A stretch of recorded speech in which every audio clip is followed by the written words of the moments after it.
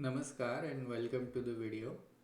ये सिट्रिक्स की सीरीज़ में दूसरा वीडियो है। पहले वीडियो में हमने देखा था कि साइट डेटाबेस कैसे बनता है और एक नई सिट्रिक्स की साइट कैसे डिप्लॉय की जाती है। फिर हमने स्टूडियो का इंस्टॉलेशन भी देखा था और delivery controller, studio, license server, ये सारी चीज़ें हमने इंस्टॉल की थी और उसको समझने की कोशिश की थी।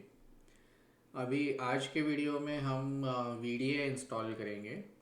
तो वीडीए इंस्टॉल करने से पहले मैं आपको थोड़ा सा एक सिट्रिक्स के बाकी कंपोनेंट्स के बारे में थोड़ा बताना चाहता हूँ। ये जब अभी मैं बताऊँगा ये कॉरपोरेट नेटवर्क यानी कि आपके ऑफिस के अंदर या आपके डेटा सेंटर के अंदर जो सर्वर्स हैं उन्हीं के बारे में है। इसमें इंटरनेट से कनेक्टिविटी नहीं है अभी। ऐसे ऐसे हम लोग मान के चल रहे हैं। इंटरनेट से कनेक्टिविटी के लिए अलग नेट स्केलर्स वगैरह की ज़रूरत होती है।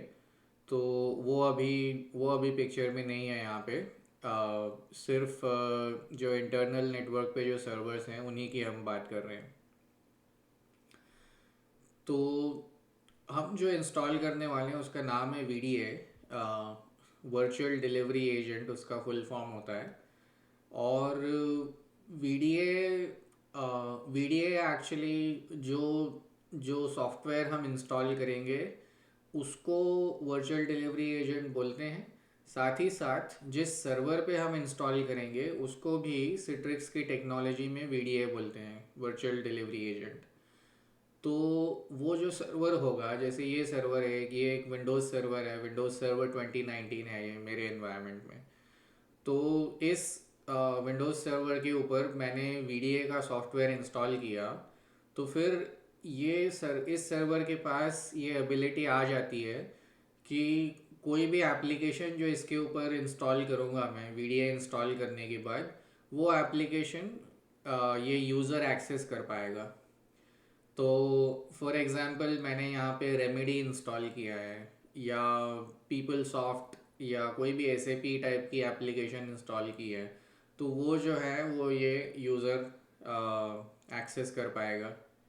और अभी हम कॉरपोरेट नेटवर्क की ही बात कर रहे हैं, लेकिन जब हम इसको नेट स्केलर से कनेक्ट करेंगे तो ये यूज़र जो है ये कहीं से भी एक्सेस कर पाएगा। इंटरनेट जहाँ से भी इंटरनेट कनेक्टिविटी है इसके पास और एक डिवाइस है, तो ये कहीं से भी एप्लीकेशन को एक्सेस कर पाएगा।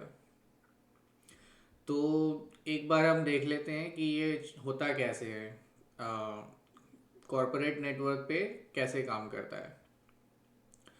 तो ये जो यूज़र है ये रिक्वेस्ट भेजता है जब ये सिट्रिक्स रिसीवर पे लॉग ऑन करता है। तो ये एक रिक्वेस्ट भेजता है स्टोर फ्रंट को कि मुझे ये वाली एप्लीकेशन चाहिए। फॉर एग्ज़ाम्पल हम सिंपल रखते हैं, अभी हम अज्यूम करते हैं कि ये वीडीए जो है ये नोटपैड रन कर रहा है और इस यूज़र को नोटपैड एप्लीकेशन चाहिए। तो ये यूज़र जो है ये स्टोर फ्रंट पे लॉग ऑन करता है। स्टोर फ्रंट यानी कि एक वेब सर्वर होता है। उस वेब सर्वर पे सिट्रिक्स की एक वेब सर्विस रन कर रही होती है। उस वेब सर्विस का नाम स्टोर फ्रंट होता है, store front receiver for web. तो इस स्टोर फ्रंट से यूज़र जो है अपने सिट्रिक्स क्लाइंट के थ्रू कनेक्ट करता है। और सिट्रिक्स क्लाइंट जो है वो दो तरह के हो सकते हैं। एक तो एक तो जिसको सिट्रिक्स वर्कस्पेस ऐप बोलते हैं अभी, जैसे कि मैं आपको एक एग्जांपल दिखाता हूँ सिट्रिक्स वर्कस्पेस ऐप का। मेरी लोकल मशीन पे वो इंस्टॉल्ड है अभी। तो ये जो है ये जो स्क्रीन आपको दिखाई दे रही है, इसे सिट्रिक्स वर्कस्पेस ऐप बोलते हैं। अभी मेरे पास यहाँ पे कोई सर्वर एड्रेस है नहीं जिसको मैं एंटर करके क्योंकि अभी हमने स्टोर फ्रंट सर्वर बिल्ड नहीं किया है। बट जब हम स्टोर फ्रंट सर्वर बिल्ड कर लेंगे तो उसके बाद में मैं यहाँ पे अपने स्टोर फ्रंट सर्वर का एड्रेस डाल के, या इवन जब मैं एक्सटर्नल नेटवर्क से कनेक्ट कर रहा हूँ तो अपने नेट स्केलर का एड्रेस डाल के यहाँ से मैं अपनी एप्लीकेशंस को कनेक्ट कर सकता हूँ। और इस स्टोर फ्रंट एक और तरीका देता है यूज़र को अपनी एप्लीकेशन से एक्सेस करने के लिए। वो दूसरा तरीका होता है कि आप वेब पेज से ओपन कर सकते हो, यानी कि यहाँ से आप एक यूआरएल टाइप करोगे, और ये चीज़ हम करके देखेंगे जब हम स्टोर फ्रंट बिल्ड करेंगे। तो यहाँ पे बेसिकली आप स्टोर फ्रंट की यूआरएल टाइप करोगे और आपको सिट्रिक्स का वेब पेज मिलेगा, स्टोर फ्रंट का वेब पेज मिलेगा, और फिर वहाँ से आप अपनी एप्लीकेशन लॉन्च कर सकते हो। तो ये काम होता है स्टोर फ्रंट का, एप्लीकेशंस को प्रोवाइड करना। और डिलीवरी कंट्रोलर का क्या काम होता है कि एप्लीकेशंस को ब्रोकर करना। ब्रोकर का मतलब यह है कि ये जो यूज़र है, इस यूज़र के पास, समझ लीजिए कि इस वीडियो के ऊपर जो है 15 एप्लीकेशंस अवेलेबल हैं, लेकिन इस यूज़र के पास एक ही एप्लीकेशन का एक्सेस है, इसके पास सारी 15 एप्लीकेशन का एक्सेस नहीं है। तो ये डिलीवरी कंट्रोलर का काम होता है कि ये जो यूज़र रिक्वेस्ट कर रहा है स्टोर फ्रंट से, इसके पास उस एप्लीकेशन का एक्सेस है कि नहीं। तो जब ये यूज़र लॉग ऑन करता है, तो पहले ये स्टोर फ्रंट के पास जाती है लॉग ऑन की रिक्वेस्ट, फिर स्टोर फ्रंट डिलीवरी कंट्रोलर को रिक्वेस्ट भेजता है। डिलीवरी कंट्रोलर स्टोर फ्रंट को बताता है कि इस यूज़र के पास कौन कौन सी एप्लीकेशंस का एक्सेस है, और उसी एप्लीकेशन के आइकॉन स्टोर फ्रंट जो है वो यूज़र को दिखाता है। तो फॉर एग्ज़ाम्पल अगर नोटपैड का एक्सेस है इस यूज़र के पास, तो नोटपैड ही दिखेगा इस यूज़र को अपनी स्क्रीन पे। उसके अलावा कोई भी बाकी की जो 14 एप्लीकेशंस हैं वो यूज़र को नहीं दिखेंगी, सिर्फ एक दिखेगी, नोटपैड। तो ये हो गया डिलीवरी कंट्रोलर का रोल। डिलीवरी कंट्रोलर इसके अलावा भी कई सारी चीज़ें, कई सारे सर्विसेज देता है सिट्रिक्स एनवायरनमेंट में। उसके बारे में हम बाद में बात करेंगे। ये थोड़ा सा सिंपल एक्सप्लेनेशन है आपको ये समझने के लिए कि वीडीए क्या होता है और वो बाकी के कंपोनेंट्स के साथ कैसे काम करता है। तो अब हम आ जाते हैं अपने सर्वर के ऊपर जिस पे हमें वीडीए इंस्टॉल करना है। तो ये एक रेगुलर विंडोज़ सर्वर है। इस पे मैंने सिट्रिक्स की आईएसओ मैप करी है 2106 की लेटेस्ट वर्जन, और इसका होस्ट नेम मैंने रखा है VDA1, सिंपल होस्ट नेम। और ये जो आईएसओ है, ये हमने पहले भी देखा। आईएसओ मैप करने के बाद ऑटो सिलेक्ट आप रन करते हो, ऑटो सिलेक्ट यहाँ से ऑटो सिलेक्ट रन करते हो। ऑटो सिलेक्ट रन करने के बाद ये वाली स्क्रीन आ जाती है, और इस स्क्रीन के ऊपर अगर हमें वीडियो इंस्टॉल करना है, तो हम ये वाला ऑप्शन चूज़ कर सकते हैं। अब वीडियो जो है वो दो टाइप के होते हैं। वीडियो, ये जो यहाँ पे वीडियो दिखाई दे रहा है, ये वीडियो विंडोज़ 10 भी हो सकता है, मतलब इसके ऊपर विंडोज़ 10 ओएस भी हो सकता है, या इसके ऊपर विंडोज़ सर्वर ओएस भी हो सकता है। तो दोनों तरह के वीडियो होते हैं और दोनों की अलग अलग फंक्शनैलिटी होती है। जो सर्वर ओएस होता है, उसके ऊपर एक ही सर्वर के ऊपर आप कई सारे यूज़र को जो है लॉग ऑन करवा सकते हो, क्योंकि सर्वर के पास जितनी ज़्यादा रैम और सीपीयू और जितने रिसोर्सेज होंगे, उतने ज़्यादा वो सेशन जो है सर्व कर सकता है। तो एक सर्वर के ऊपर 10 यूज़र, 15 यूज़र, 20 यूज़र भी लॉग ऑन कर सकते हैं। और विंडोज़ 10 वाले जो वीडियो होते हैं वो जनरली डेडिकेटेड होते हैं, यानी कि एक टाइम पे एक ही यूज़र उस पर लॉग ऑन कर सकता है। उसमें ये ज़रूर हो सकता है कि एक यूज़र ने लॉग ऑन किया, फिर उसने अपना काम ख़त्म किया, और फिर उस यूज़र ने लॉग ऑफ कर दिया। उसके बाद में एक दूसरा यूज़र आया, उस यूज़र ने अपना लॉग ऑन किया और अपना काम करने लगा उसी वीडियो के ऊपर, विंडोज़ 10 के ऊपर। तो वो कैसे काम करता है, उसमें क्या रिक्वायरमेंट होगी विंडोज़ 10 के लिए, वो सारी चीज़ें हम देखेंगे बाद में। आज हम जो वीडियो इंस्टॉल करने वाले हैं वर्चुअल डिलीवरी एजेंट, वो सर्वर ओएस के ऊपर करने वाले हैं, और उसके लिए हम लोग यहाँ पे वापस जाते हैं एंड इस चीज़ पे मैं क्लिक करूँगा, virtual delivery agent for multi session OS. तो जैसे मैंने बताया, दो टाइप के वीडियो होते हैं। अगर आप इसी आईएसओ को जो है विंडोज़ 10 के ऊपर रन कर रहे होते तो ये बाय डिफ़ॉल्ट आपको विंडोज़ 10 वाली वीडियो इंस्टॉल करने का ऑप्शन देता। यहाँ पे इसने डिटेक्ट कर लिया है कि ये सर्वर ओएस है, इसलिए हमें सर्वर ओएस वीडियो का इंस्टॉलेशन दिखाई दे रहा है। तो मैं इस पर क्लिक करता हूँ।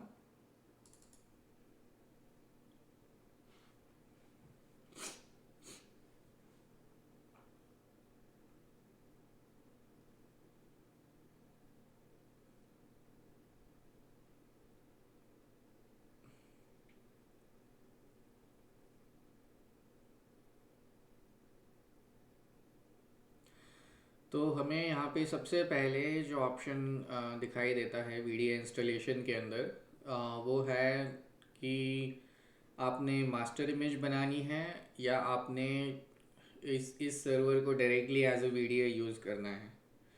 तो मास्टर इमेज या सिट्रिक्स प्रोविजनिंग जो है वो क्या इनेबल करता है कि आपने एक इमेज बना ली, एक मास्टर इमेज या गोल्डन इमेज कहते हैं उसको। एक आपने, समझ लीजिए अगर आपको VMware का टेम्पलेट पता है, VMware में जैसे टेम्पलेट यूज़ करते हैं कि एक ही आपने टेम्पलेट बना लिया और फिर उसके हिसाब से आपने उसी कॉन्फ़िगरेशन के आपने कई सारे VM डिप्लॉय कर दिए। उसी टाइप की सिमिलर टेक्नोलॉजी है MCS। ये भी हाइपरवाइजर ही यूज़ करता है बैकएंड पे, और जो है एक मास्टर इमेज के ऊपर बेस्ड कई सारे VMs आपको बना के देता है। तो फॉर एग्ज़ाम्पल, जैसे मैंने बताया कि एक वीडियो है उसके ऊपर 15 एप्लीकेशन हैं, और आपके पास यूज़र बेस बहुत बड़ा है, तो आपको जो है ऐसे कम से कम 50 वीडियोज़ की ज़रूरत है। तो 50 वीडियोज़ अगर आप मैन्युअली डिप्लॉय करने जाएंगे तो आपको काफ़ी टाइम लगेगा, और उसको मेंटेन करना भी मुश्किल है, क्योंकि एक मैन्युअली जब आप डिप्लॉय करोगे तो वो सारी वीडियोज़ अलग अलग होंगे, मतलब उसमें यूनिफॉर्मिटी नहीं रहेगी। एक के ऊपर एक एप्लीकेशन मिसिंग हो सकती है, या कुछ इशू हो सकता है जो कि आपको नए सिरे से ट्रबल शूट करना पड़ेगा वगैरह। तो उस चीज़ के लिए मास्टर इमेज बहुत काम आती है। तो हम ये बाद में इसके बारे में बात करेंगे, MCS और PVS, और इन दोनों टेक्नोलॉजीज़ को यूज़ करके मास्टर इमेजेस कैसे बनाई जाती हैं। अम, अभी मैं इसके ऊपर एक सिंपल इंस्टॉलेशन करना चाहता हूँ वीडियो का।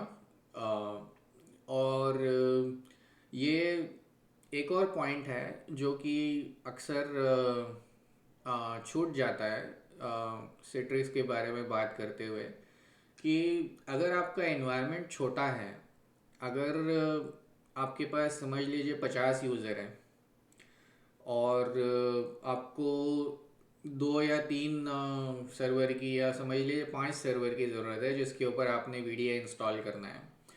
तो अ, उस केस में आपके लिए अच्छा ये है कि आप MCS या PVS कुछ भी यूज़ ना करें। उस केस में आपके लिए ये अच्छा है कि आप सीधे वीडियो इंस्टॉल करें, उन 5 सर्वर्स के ऊपर अपनी एप्लीकेशंस इंस्टॉल करें। उसमें आपका जो है एनवायरनमेंट काफ़ी सिंपल टू मैनेज होगा, और आपको उसका फ़ायदा होगा। तो उस हिसाब से ये वाला ऑप्शन अवेलेबल है यहाँ पे, कि आप डायरेक्टली इसको, इसी सर्वर को एज अ वीडियो यूज़ कर सकते हैं बजाय कि इसको मास्टर इमेज बनाने के। तो वो ऑप्शन चूज़ करके मैं नेक्स्ट करूँगा यहाँ पे।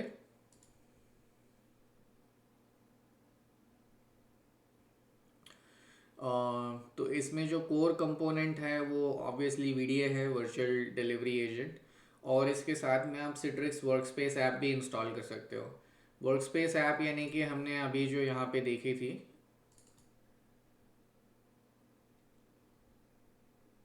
ये जो है वर्कस्पेस ऐप है, तो ये भी आप अपने वीडियो के ऊपर इंस्टॉल कर सकते हो। इसका फ़ायदा ये है कि अगर आपने इस वीडियो के ऊपर लॉग ऑन करने के बाद, यानी कि आपने इस वीडियो का एक डेस्कटॉप पब्लिश कर दिया। डेस्कटॉप मतलब बेसिकली आरडीपी सेशन की तरह, कि आपको स्टार्ट मेन्यू अवेलेबल है, आप कुछ भी जैसे आरडीपी में आप काम करते हो वैसे उस सिट्रिक्स डेस्कटॉप पे काम कर सकते हो। तो उस केस में आप ये कर सकते हो, मतलब आपके पास ये ऑप्शन है कि आपने अगर इस वीडियो के ऊपर फिर से एक सिट्रिक्स वर्कस्पेस ऐप या रिसीवर कहते थे इसको, रिसीवर आपने इंस्टॉल किया हुआ है, तो उस रिसीवर को यूज़ करके आप एक और एप्लीकेशन इसके अंदर से, मतलब नेस्टेड जो है, जिसको अंग्रेज़ी में नेस्टेड कहते हैं, कि सिट्रिक्स सेशन के अंदर एक और सिट्रिक्स सेशन, उस टाइप के सेशन आप कर सकते हो। वो चीज़ वैसे रेकमेंडेड नहीं है, और स्पेशल सिनेरियोज में ही उसको यूज़ किया जाना चाहिए। अदरवाइज़ अगर आपने दूसरी एप्लीकेशन रन करनी है, तो it is better to just close या मिनिमाइज वन सिट्रिक सेशन, और दूसरी ऐप या दूसरा डेस्कटॉप आप अलग से लॉन्च करो। उसके अंदर से जो आपका एग्जिस्टिंग सेशन है उसके अंदर से एक और लॉन्च करना ज़रूरी नहीं है। तो मैं इस वक्त ये सिट्रिक्स रिसीवर वर्कस्पेस ऐप को इंस्टॉल नहीं करूँगा। मैं क्लिक करूँगा नेक्स्ट, और इसके बाद में जो है कई सारे कंपोनेंट्स यहाँ पे दिखाई दे रहे हैं। वर्कस्पेस एनवायरनमेंट मैनेजर जो है ये बहुत काम की चीज़ है।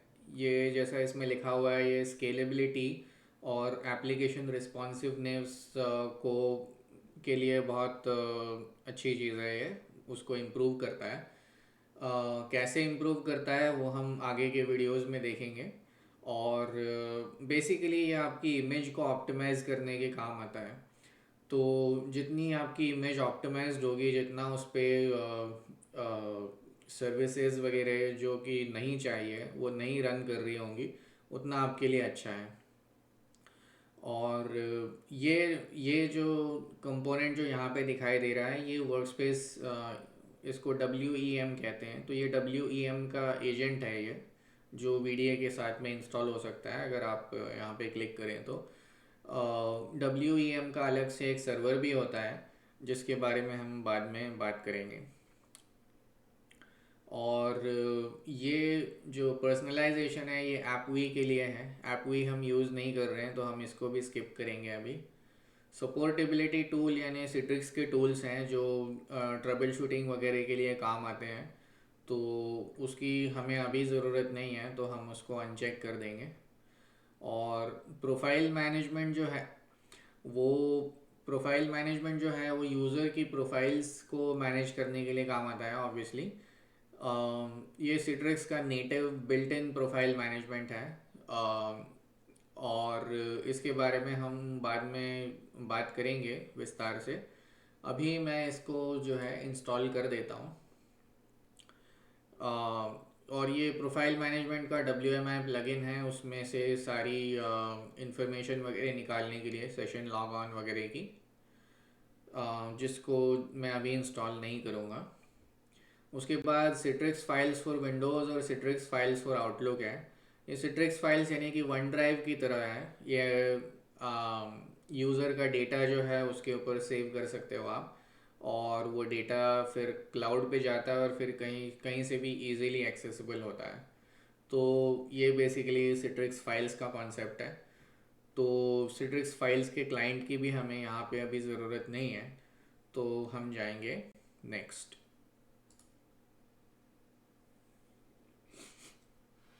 अभी ये पूछ रहा है डिलीवरी कंट्रोलर का एड्रेस। तो हमारे पास एक ही डिलीवरी कंट्रोलर है हमारे इन्वायरमेंट में, और उसका नाम हम यहाँ पे FQDN डालेंगे, citrix1.iithindi.local।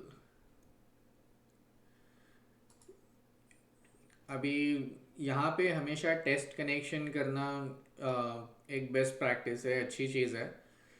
क्योंकि कभी कभी क्या होता है कि VDA जो है वो अगर उसको डिलीवरी कंट्रोलर को कांटेक्ट ही नहीं कर पा रहा है, तो पहले आपको वो चीज़ ट्रबल शूट करने की ज़रूरत है।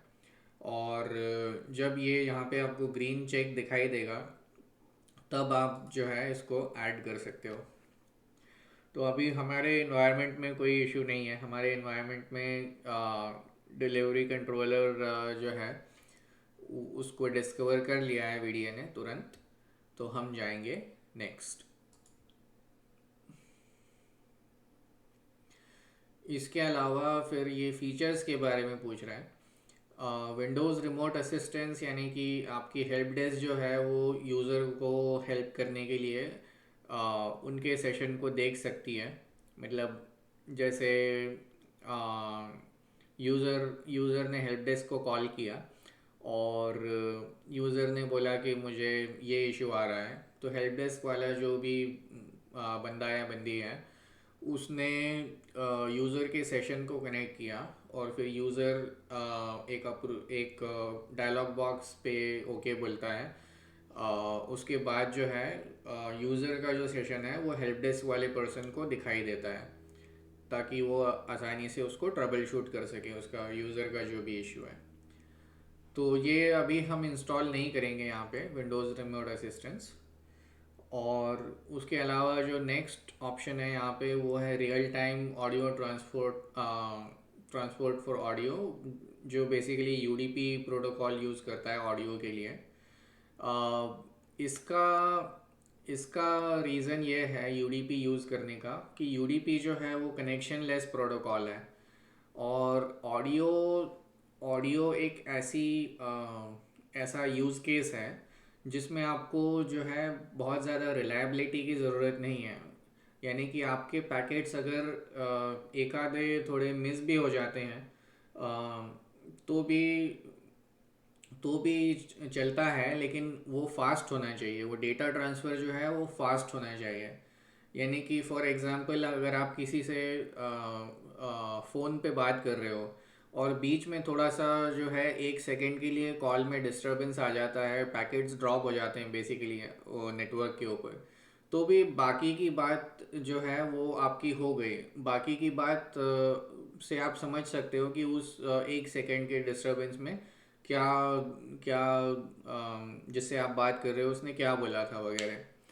तो उस उस हिसाब से यूडीपी जो है वो ऑडियो ट्रांसपोर्ट के लिए बहुत अच्छी प्रोटोकॉल है, क्योंकि ये बहुत फास्ट है लेकिन ये कनेक्शन लेस है। यानी कि इसमें रिलायबिलिटी कम है कि हर एक पैकेट डिलीवर होगा ही होगा, इसकी कोई गारंटी नहीं है। लेकिन पैकेट जो है नेटवर्क पे जो यूडीपी का पैकेट है वो बहुत जल्दी डिलीवर होता है, क्योंकि इसमें 3 वे हैंडशेक वगैरह की ज़रूरत नहीं है। अगर आपको ये यूडीपी वाला सारा पोर्शन अभी समझ में नहीं आया है या इसमें आपके कई सारे क्वेश्चन हैं, तो ये चीज़ आप गूगल पे चेक कर सकते हो कि टीसीपी और यूडीपी में क्या फ़र्क होता है। जहाँ तक सिट्रिक्स का सवाल है, ये चीज़ बहुत ज़्यादा इम्पोर्टेंट नहीं है, मैंने सिर्फ इन्फॉर्मेशन के लिए बताई है। आ, तो जब हम एडवांस टॉपिक्स सिट्रिक्स पॉलिसीज़ वगैरह डिस्कस करेंगे तो ये चीज़ फिर से आएगी, तो उस वक्त हम इसको रिविज़िट भी कर सकते हैं। अभी हम जाते हैं नेक्स्ट।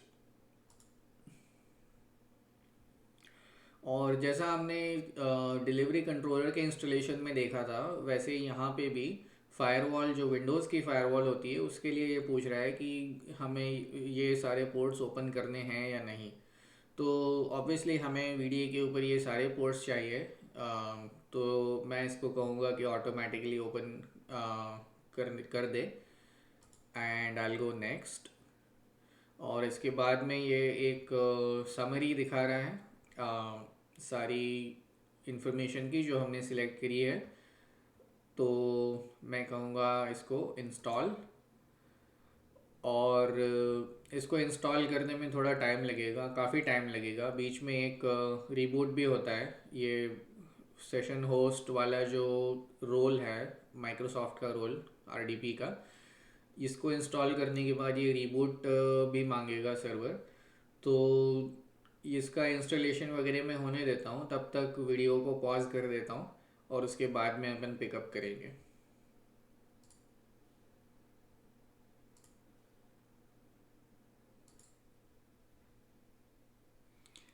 तो तो ये इंस्टॉलेशन जो है वीडीए का यहाँ पे कंप्लीट हो गया है।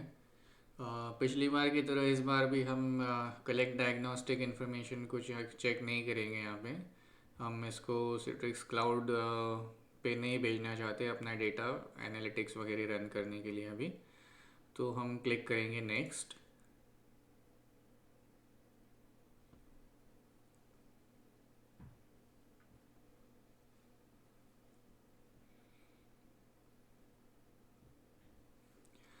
और इसमें ये जो इंस्टॉलेशन हुआ है इसमें एक्चुअली दो बार ही रिबूट किया है इसने।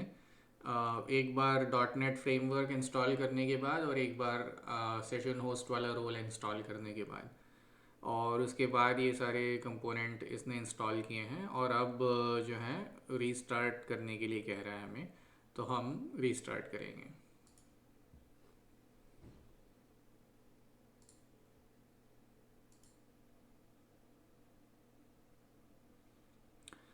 तो जब तक हमारा